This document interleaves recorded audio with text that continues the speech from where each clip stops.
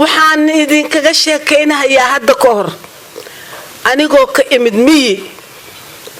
oo 2 sano kaliya magaalo joogay gabar yarna ah walibana nimanka Soomaaliyeed dhinac bay ka raran yihiin waxay jecel yihiin gabdhaha cadcad haddaad madowdahay oo maanta dhan ag marayso waxaad moodaa xal inaad dambi ka gashay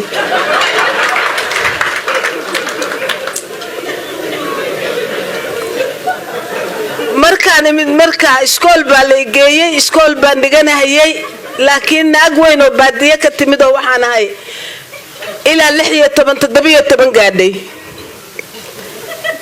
uqdada madowguna waa igu jiray bandhiga reeriyowga waxaan ka dhageystay bari 9 gabdhood oo Soomaaliya oo quruxda ku tartantahay yimaadeen Jubba saacad markay 2 saac tahay balaayaa dhacday who cares anigu waxaan idin maanta horta waa inaad tijaabisid Soomaalida arintan uqdadahuna ka harto maxaa taagan gabdhihii Soomaalida wada cadcad oo labisan kuwii raaxamarka kuwii carabta adduunyo hameenkii intaan seexan baan maryahan ku tagi lahaa meel dhigtay kabahaygi meel dhigtay intii markay tahay 7 o'clock baan labistay taxi baan u yeertay Jubbaan si istaagay nimankii Soomaaliyeed oo dhan meelay joogaan maanta Jubba diyaar lagu yahay mid shaqeeye iyo mid baaga muuda iyo mid homeless oo nin walba wuxuu leeyahay waxaad arki jiray miya maanta imaanaya mise wax guryaha lagu hayay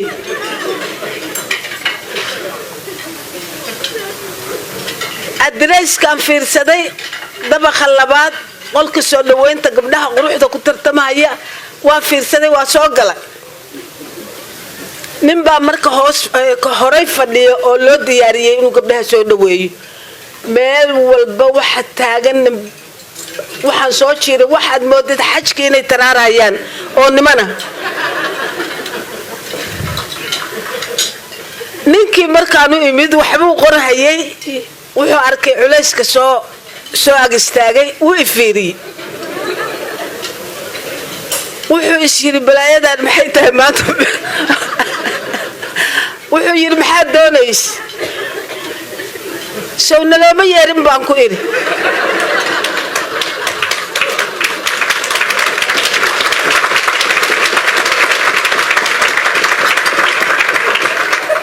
luguma yeerin ma dhigi kara buteero ma laha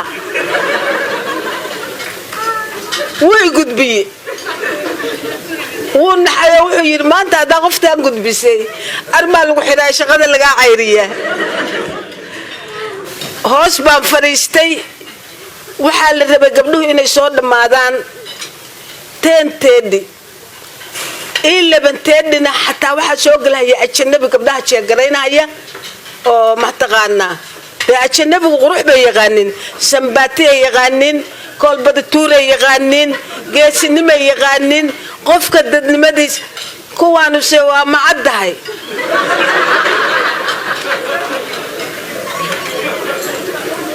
تين مركي لتشوغو هل قبر او دنبا ما ايمان نيبا ايبا ما قريبا لغا دونا هيا حبدو كمسو اشتاقين ودنا ديدو يريدوناني hal gabaro inta soo kacda ragga soo dhaxmarta maanta tartanka timaada wala way nimankii gudiga haya nimankii kale waa yimaadeen meeshii baa la iigu yimid waa la arkay waxba la qiimeeyay koobkii horta tartanka farta la iga saaray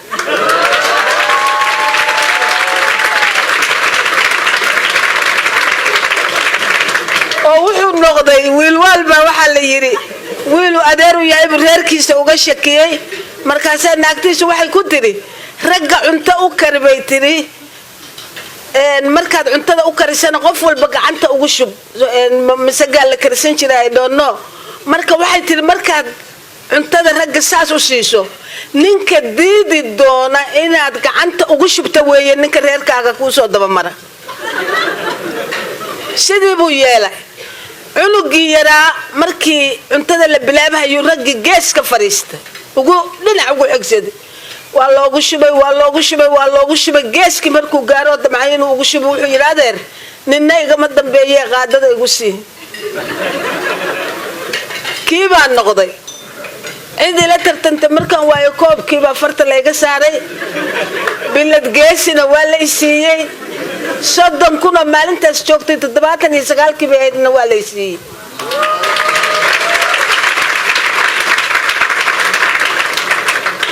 marka yoolkaaga hadaad ka jiba gaartid oo ka run keentid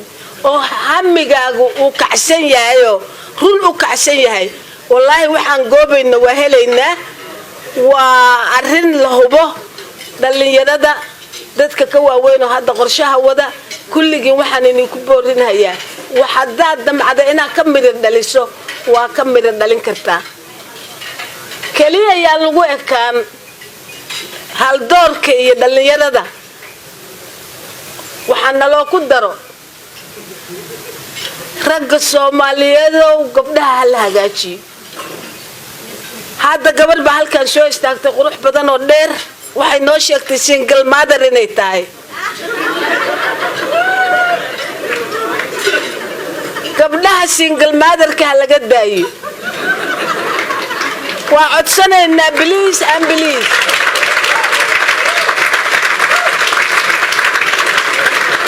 gabdhaha haddii aydan single mother ka dayn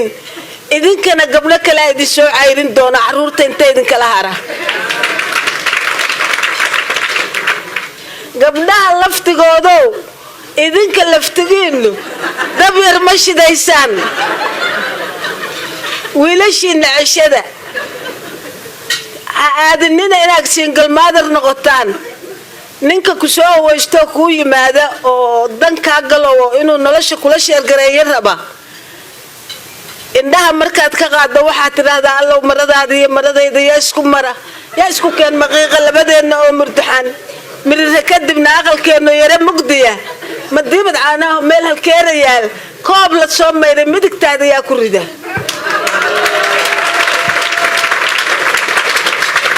yaa ku maashooda laabtaada